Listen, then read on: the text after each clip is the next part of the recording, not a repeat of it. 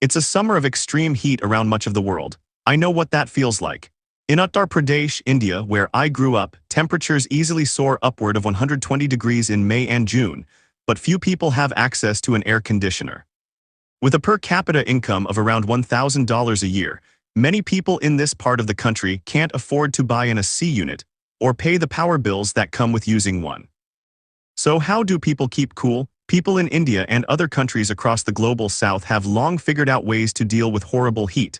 I'd like to share a few tips I've learned from my elders back home in India. Some of the advice is just what you'd think: drinking lots of liquids and staying out of the sun. Other strategies might surprise you. I know that each of these tips on its own may seem trivial, but as a heat wave researcher, I can tell you that done together, they can really help the body cool down. The key is to be mindful of the power of heat and be prepared to prevent its adverse effects.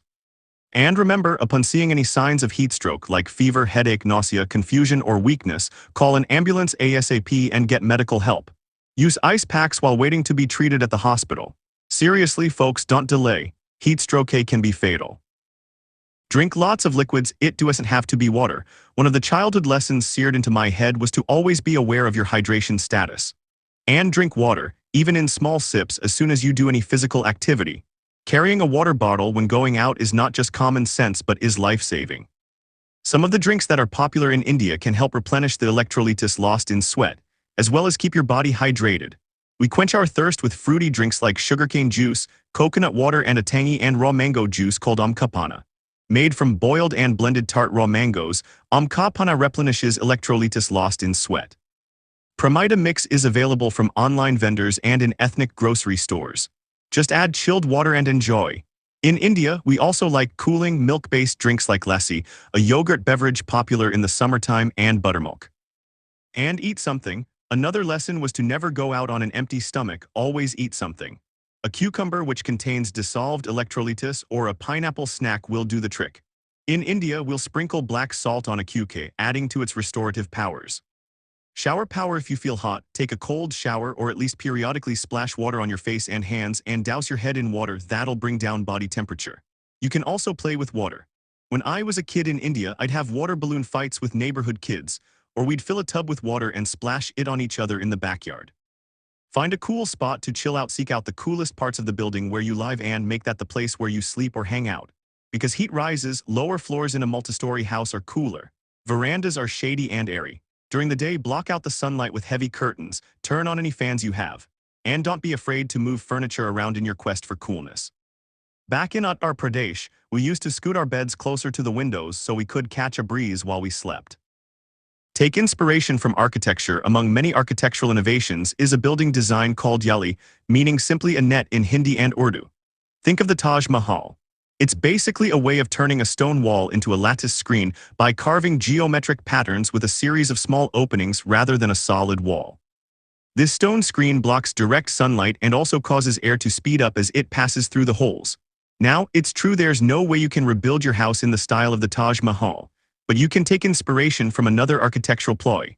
Some buildings have a small body of water outside, like the Hawa Mahal, the Wind Palace in Jaipur.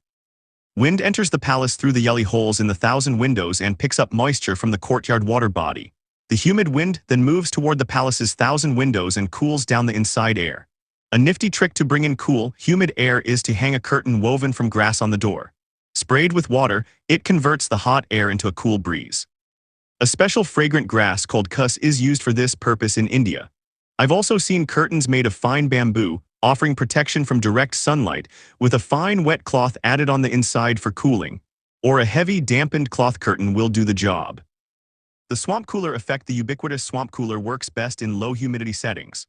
Also known as an evaporative cooler, this electrical device passes a room's air over water-saturated pads, which cools down the air, then blows that air back into the room.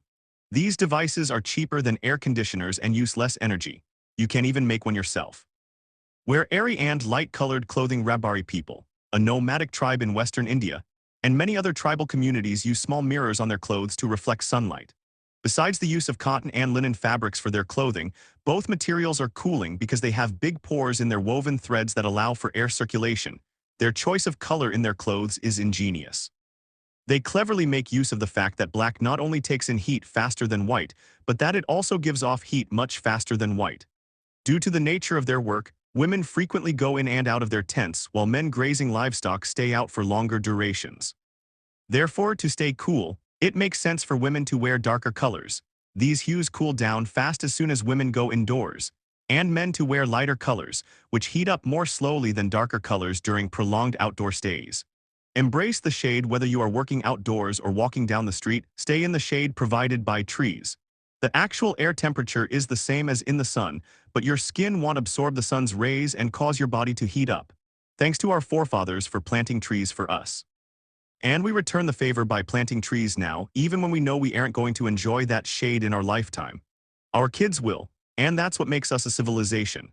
Your turn, share tips on how to cope with the heat. Did you grow up without an air conditioner in a hot place? How did you deal with the heat? Tell us in the comments section. If you find this video helpful, share, like, and subscribe for more.